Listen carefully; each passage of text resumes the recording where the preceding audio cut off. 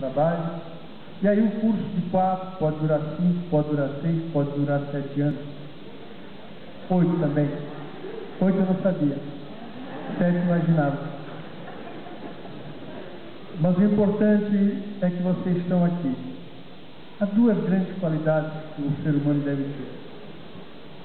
O primeiro é a gratidão. O segundo é a perseverança.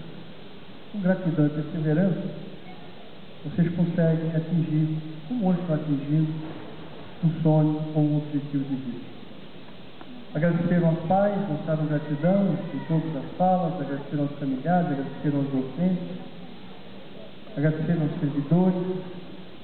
Acho que devemos também agradecer àqueles cidadãos que nunca vão permitir nessa universidade, porque não tem. A todos aqueles elementos da nossa sociedade que ajudam a manter essa grande Universidade Federal de Santa Catarina, embora jamais às vezes tenham vindo a essa universidade. A eles também, essa universidade deve sempre ser referenciada em suas falas com gratidão. Mas o que esperar? O que esperam esses indivíduos que não têm os filhos aqui, mas mantêm essa universidade? Eles esperam os formandos dessa universidade, onde foram trabalhar, naquilo que foram preparados